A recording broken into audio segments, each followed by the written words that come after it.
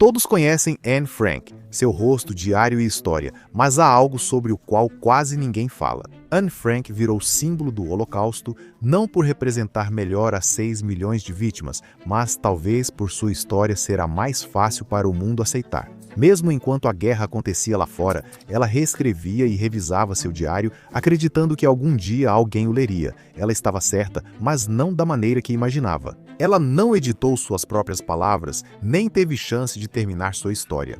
E ainda assim, Anne se tornou um ícone, não apenas da perseguição aos judeus, mas da resiliência humana diante da opressão.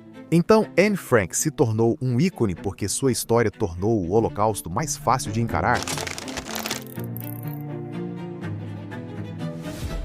Anne Frank nasceu em 1929 em uma família judia assimilada que vivia na Alemanha. Ela era inteligente, cheia de energia e um pouco atrevida, o xodó do pai. Mas seu pai, Otto, estava de olho nas manchetes e o que via o assustava. Quando Anne tinha 4 anos, Otto mudou a família para Amsterdã. Ele não gostava do novo chanceler da Alemanha. Hitler convenceu os alemães de que os judeus causaram a pobreza e inflação. Otto sabia o que estava por vir. Ele achava que Amsterdã estaria protegida da ameaça nazista, e realmente esteve, até que deixou de estar. Com 4 anos, Anne nada sabia sobre geopolítica. Ela se adaptou rápido à vida em Amsterdã e adorava da escola Montessori, ideal para quem não gostava de ficar parada. Anne era engraçada, dramática e inteligente, e se destacou na Montessori. Quando uma professora a chamou de tagarela, Anne escreveu uma redação de 3 páginas prometendo se controlar. Argumentava irreverentemente que falar o tempo todo era só um traço feminino herdado, então não era culpa dela. Em outro mundo, ela seria uma grande advogada, romancista ou atriz, qualquer carreira que destacasse seu talento para o drama, jogo de palavras e inteligência. Como muitas crianças talentosas, Anne se sentia sozinha. Quando seu pai lhe deu um diário para escrever seus pensamentos, ela nomeou o caderno de Kitty. Um substituto para a verdadeira amizade que ela tanto desejava, Kitty era mais do que apenas uma companheira. O diário era onde Anne começou a ensaiar para a vida que sonhava viver. Um dia, ela prometeu que seria escritora. Até lá, ela colocaria todas as suas esperanças, sonhos e histórias em Kitty, aprimorando sua escrita em uma página e lamentando seus problemas na seguinte. E Anne tinha um problema muito sério. Sua família fugiu do antissemitismo na Alemanha, mas o ódio nazista os alcançou em Amsterdã. Quando Anne tinha 10 anos, ela foi sumariamente expulsa de sua escola querida. Não porque ela era tagarela ou não acompanhava o currículo, mas porque a Holanda caiu para Hitler em maio de 1940. O regime nazista rapidamente impôs rígidas leis raciais anti-judaicas. As mesmas leis exatas das quais Otto Frank tentou escapar, leis que proibiam crianças judias de se misturarem com crianças não judias. Anne não pôde mais estudar na escola Montessori, que tinha sido um verdadeiro paraíso de aprendizado e exploração. Mais uma vez, Otto conseguia perceber os sinais do que estava por vir, e eles eram ainda mais ameaçadores do que antes. Mas todas as suas tentativas de conseguir vistos para os Estados Unidos para sua família terminaram em fracasso. Os Estados Unidos não queriam refugiados judeus atravessando suas fronteiras, não importava o quanto fossem perseguidos, e a perseguição contra eles ficava mais severa a cada dia. Em julho de 1942, essa perseguição bateu à porta dos Frank na forma de uma carta convocando a irmã mais velha de Anne, Margot, de volta à Alemanha para trabalhos forçados. Se ela não fosse ao campo de trabalho alemão em 10 dias, toda a família seria presa. Ninguém sabia ao certo o que era trabalho forçado, mas todos já sabiam que não era bom. Era hora da família Frank adotar o plano B. O plano A, claro, tinha sido fugir, mas não havia para onde os Frank irem. Otto Frank passou meses tentando tirar sua família da Europa. Como porta após porta se fechava em sua cara, ele decidiu criar seu próprio refúgio, um pequeno porto seguro, bem debaixo do nariz da SS. Ele escolheu alguns cômodos nos fundos de seu escritório em Amsterdã, com a ajuda de um carpinteiro confiável. Ele criou uma parede giratória atrás da estante, levando a um compartimento secreto onde sua família e outros podiam se esconder, chamado anexo. Antes da carta de convocação de Margot, ele abasteceu o local com o máximo de suprimentos e mantimentos não perecíveis possíveis. Ele não tinha contado às filhas sobre os quartos secretos, porque esperava nunca precisar usá-los. O anexo era uma apólice de seguro para o pior cenário possível. Após a convocação de Margot, Otto e Edith concluíram que o pior havia chegado. Em julho de 1942, os Frank chegaram ao escritório de Otto vestindo o máximo de roupas que podiam, uma camada sobre a outra. Eles não podiam levar malas com eles, precisavam parecer uma família normal visitando o pai no trabalho. Os Frank entraram no prédio de Otto. Eles não sairiam pelos próximos 2 anos. Os Frank não estavam sozinhos no anexo. Otto fez com que outra família e um homem solteiro se juntassem a eles, tornando o espaço rapidamente insuportável. Enquanto 5 adultos e 3 adolescentes se adaptavam silenciosamente às novas vidas, o silêncio era sua única defesa e esperança de sobrevivência. O anexo era no escritório de Otto, e para colegas e funcionários não judeus, tudo seguia normalmente. A maioria nem imaginava que 8 judeus lutavam para sobreviver em um compartimento secreto próximo. Aconteceu que se apegar à vida era incrivelmente entediante. Primeiro havia o silêncio forçado, sem piadas, risadas ou conversas, sem andar de um lado para outro, sem sair. Até as funções corporais normais eram rigorosamente controladas. Proibido tossir, espirrar ou dar descarga. Depois vinha o isolamento, as mesmas 8 faces dia após dia depois de um longo e entediante dia. Ser adolescente já é difícil. Vivemos tempos de incerteza, exploração e busca por independência. Mas os 3 adolescentes no anexo, Annie, sua irmã Margot e Peter Van Pels, tiveram que suportar todos os altos e baixos da adolescência. Enquanto estavam presos em um espaço minúsculo, Kitty tornou-se o único refúgio real de Annie, que preenchia as páginas com seus pensamentos e sentimentos. Registrando tanto as indignidades do dia a dia na vida no anexo secreto quanto suas esperanças e sonhos particulares, ela escreveu sobre tudo: Deus, religião, a natureza da humanidade, sua paixão por Peter Van Pels. Em maio de 1944, o governo holandês pediu pelo rádio que os cidadãos guardassem registros, pois tudo terminaria quando os alemães partissem. Os holandeses queriam registrar que resistiram, não aceitaram tudo calados e tentaram lutar contra o mal no país. Por isso, apelaram ao povo holandês comum. Por favor, guardem suas cartas, guardem seus diários. Um dia, esses registros serão úteis. Anna ouviu o apelo no anexo secreto. Ela começou a revisar seu diário. Kitty já não era só uma amiga ou companhia na escuridão e tédio do anexo. O diário virou um registro histórico valioso, e Anna via nisso a chance de ser a escritora que sempre sonhou.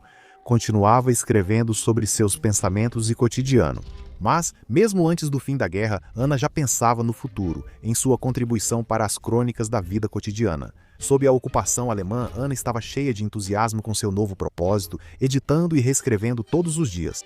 Seus companheiros no anexo secreto não tinham projetos semelhantes para se motivar. Somente as visitas ocasionais dos ajudantes não-judeus, que os escondiam sob grande risco, quebravam a monotonia diária. A colega de Otto, Mip Gaze, e seu marido Jan visitavam sempre que podiam, levando suprimentos e notícias do mundo exterior. O terror crescia no anexo com as notícias externas ficando mais sombrias. Todos ali sabiam o que estava em jogo. Se fossem encontrados, dificilmente sobreviveriam. E assim, apesar das frustrações, apesar das dificuldades, Annie e sua família fizeram tudo o que podiam para permanecer em silêncio, escondidos, juntos e fortes. Por 760 dias, a sorte deles durou até o dia 761, quando acabou. Era agosto de 1944, pouco mais de 2 anos desde que os Franks haviam se escondido. Até hoje, ninguém tem certeza de quem denunciou para a SS, mas alguém traiu a família que estava escondida no anexo secreto. A princípio parecia uma busca comum na casa, bem, se você ignorasse o revólver apontado para os funcionários, enquanto os soldados reviravam cada caixa, cada engradado, cada saco. Ao chegarem ao patamar do anexo secreto, pararam. Um observador casual só veria uma estante de livros e seguiria em frente. Esses soldados não eram observadores casuais. Eles mexeram na estante até que ela cedeu. A porta secreta se abriu, os soldados forçaram a entrada, e as 8 pessoas no anexo secreto olharam para cima e se depararam com seu pior pesadelo. Numa manhã ensolarada de verão, as crianças tentavam fazer tarefas escolares após 2 anos sem aulas. De repente, soldados as reuniram sob a mira de armas e mandaram levantar as mãos. Os soldados revistaram o anexo secreto e até sacudiram a pasta de Otto, onde Kitty se escondia. Papéis voaram, todas as esperanças e segredos de Annie foram esmagados sob a bota de um soldado. Os soldados levaram as 8 pessoas. 7 nunca voltariam porque seu destino final era Auschwitz, junto com outras 1000 pessoas. Annie e sua família foram empurradas em um trem tão lotado que mal conseguiam respirar. Por 3 dias o trem seguiu rápido para o campo no leste. Ao chegarem a Auschwitz, 1/3 dos prisioneiros estava em condições tão ruins que foi enviado direto às câmaras de gás. Anne e sua família, porém, não estavam entre esses viajantes azarados. Os 4 Frank foram escravizados nos campos de trabalho forçado de Auschwitz. Foi um inferno, mas ao menos as 3 mulheres da família Frank permaneceram juntas por um tempo. Em novembro de 1944, Anne e Margot foram deportadas de Auschwitz para outro campo de concentração. Os aliados avançavam e os alemães não queriam permitir que sua valiosa força de trabalho fosse libertada. Eles enviaram milhares de prisioneiros para Bergen-Belsen, longe dos soviéticos e americanos que se aproximavam diariamente. Bergen-Belsen nunca foi um lugar agradável, mas à medida que mais e mais prisioneiros chegavam, as rações diminuíam e às vezes os internos passavam dias sem comida. Ao contrário de Auschwitz, Bergen-Belsen não era um campo de extermínio, mas seus prisioneiros ainda assim pereceram aos milhares, vítimas da fome e das doenças. Anne e Margot Frank estavam entre eles, sucumbindo ao tifo com poucos dias de diferença uma da outra. Poucas semanas antes dos soldados britânicos chegarem para libertar o campo, Anne tinha 15 anos de idade.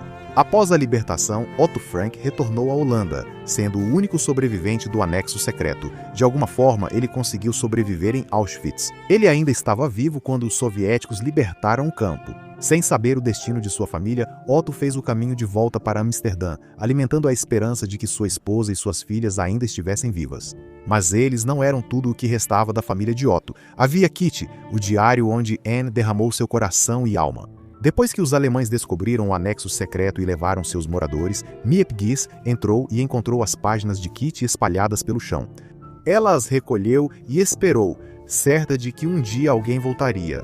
No início, Otto não suportava ler as palavras da filha, mas após começar, não conseguiu largar Kitty. Aquela era realmente sua filha? Essa jovem escritora, brilhante, interessante, observadora e por vezes mordaz, era incrível. Quantos pensamentos brilhantes habitavam sua mente?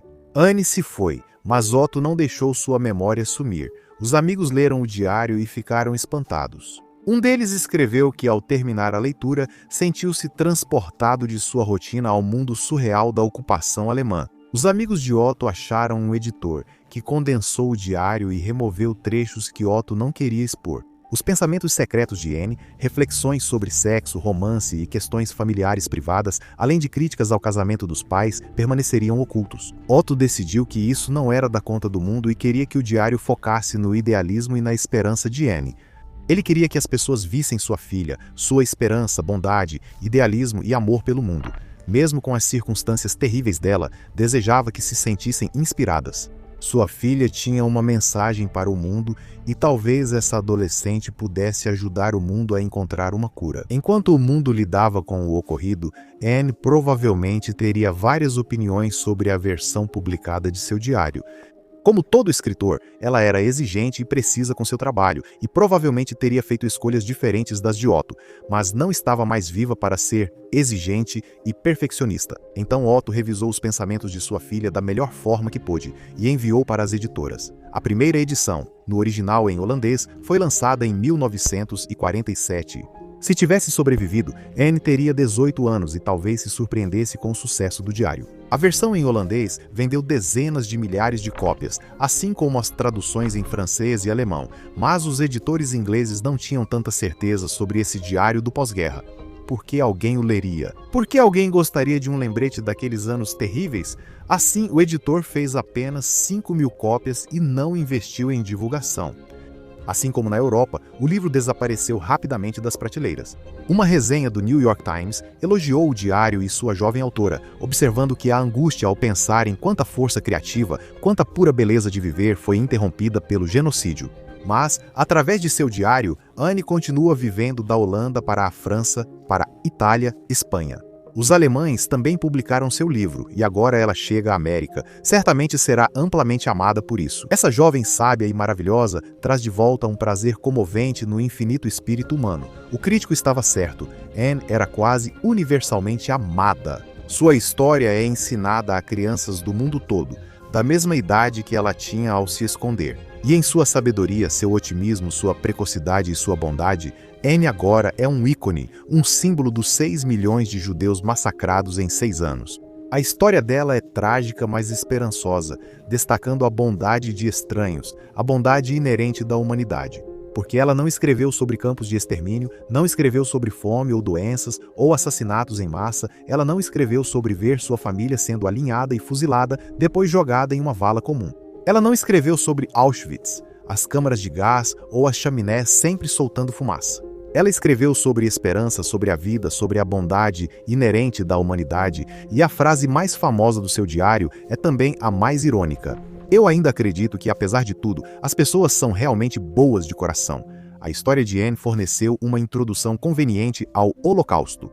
Ela era fácil de reconhecer, com voz moderna ao escrever. Eu sei o que quero, tenho um objetivo, tenho opiniões, sei que sou uma mulher com força interior e muita coragem.